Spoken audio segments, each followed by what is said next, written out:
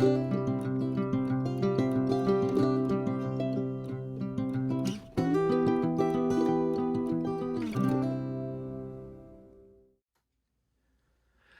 everyone, welcome back to the layout. This is the first real update of 2023. That last one I did a few weeks ago, kind of telling you how busy everything's been, but finally gonna have some time, probably gonna work slowly on this, but have some time to redo a scene. Well, not really redo, I guess actually kind of develop the scene. This is Martins Ferry. You can see over to the right, we're coming off of this shelving unit that I stole a shelf from my wife and use it for mainline running. But what I'm going to focus on is this coal scene, this coal mine, which currently has some stand-in structures, probably from, I don't know, Tyco or Bachman, who knows. I picked these up probably at my hobby shop. They have, real cheap old buildings for $2-3 here and there, and I grabbed them, and they've been sitting here for, well, September of 2021-ish, when I first started going around the whole layout. Maybe not quite that long, but somewhere late 2021. I finally want to get in this area and really make it what I want it to be.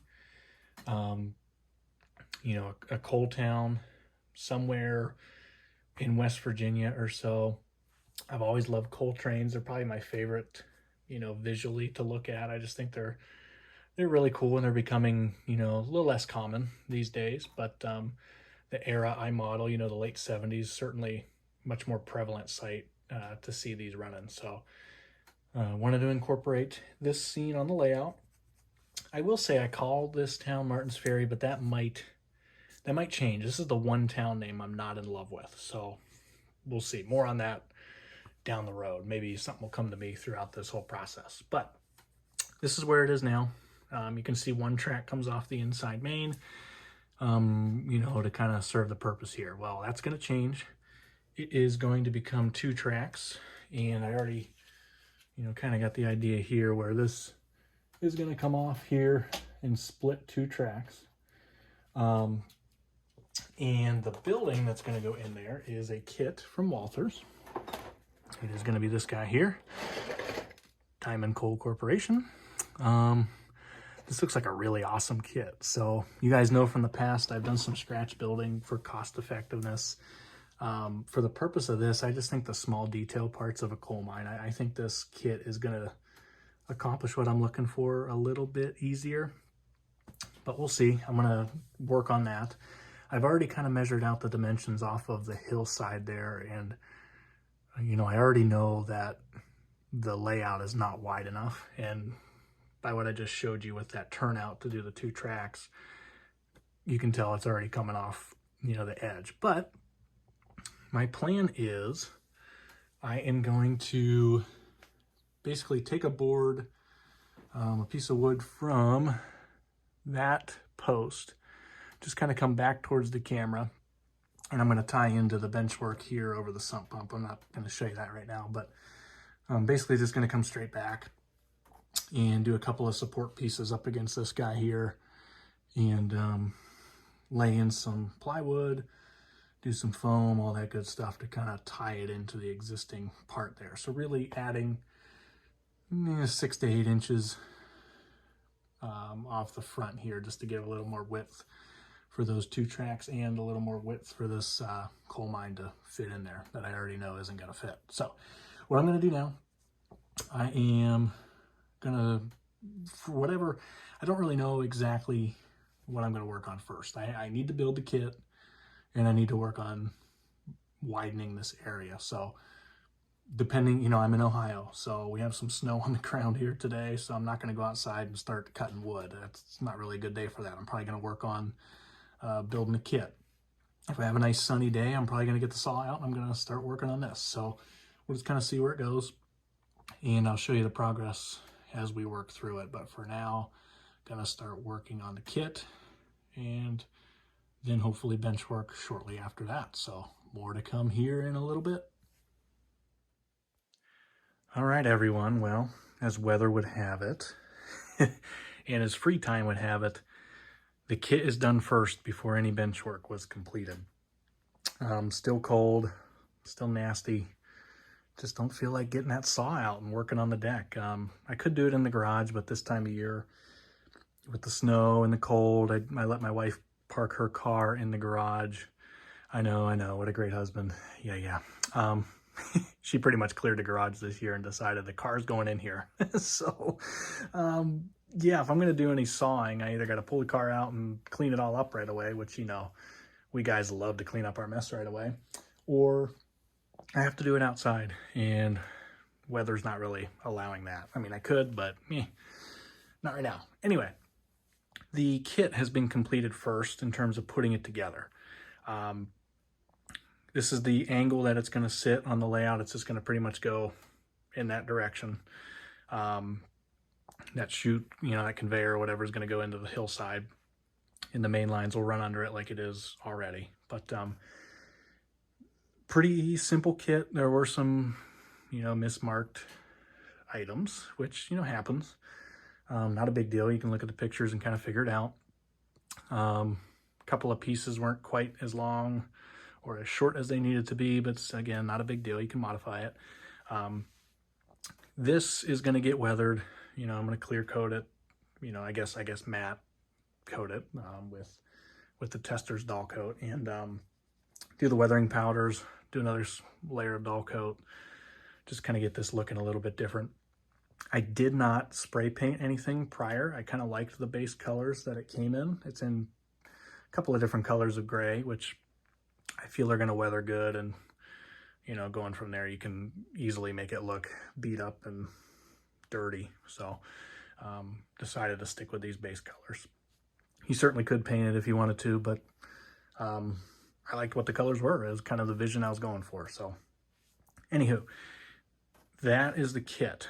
I do know that I got to widen that bench work, so that's got to happen next. So either I'm going to hope and pray for a warm day, or just going to have to clean up my mess when I'm done. I guess I can do that, right? Jeez. So that is the in-progress shot for now. More to come in a little bit once I decide to start cutting some wood. Alrighty, everyone. I bit the bullet and did some cutting in the garage, and I already cleaned up my mess. So just ran that piece of wood, from that far corner all the way back to here. Did some pocket hole screws, which I love doing the pocket hole screws. It's stronger, durable, and just makes, those types of, adjustments just a lot easier. So I did that. The plywood I need to screw in here still. I just did it in 2 little pieces. You can see I just did little support pieces flush against the existing benchwork facing. So I just need to screw in this plywood on top. Really simple there. And then from there, it's going to be the foam, getting, liquid nails onto it to bring it up to the height of the existing. After that, we'll be ripping out that old track and those couple of buildings and laying in the new track. So just a quick update there that I got all the wood cut, and now I can keep my mess contained to the basement moving forward. So more to come here in a little bit. All right, everyone, got the foam in. It's drying. Not quite ready for any scenery yet, but that's drying. Got the old track ripped out. You can see some of the ties still sitting there.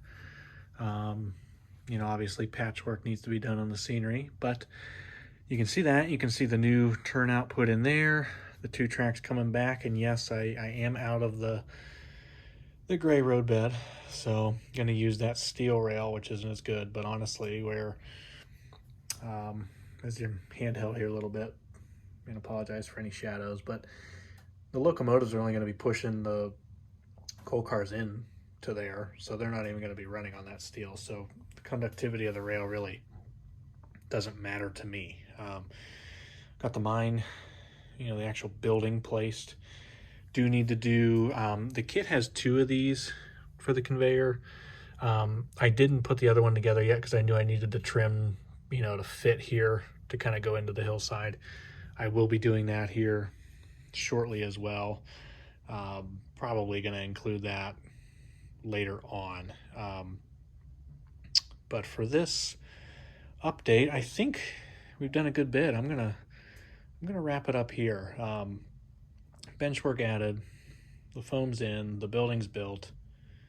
That's a lot. That's more than I've got done here in a while, probably since pre-Thanksgiving here in the U.S. I mean, it's been a couple of months of really not getting a whole lot, but it felt really good to get back down here and do some things, albeit not a huge, complete overhaul of a scene, but definitely a good change. Let me get on the other side here just to give you another look.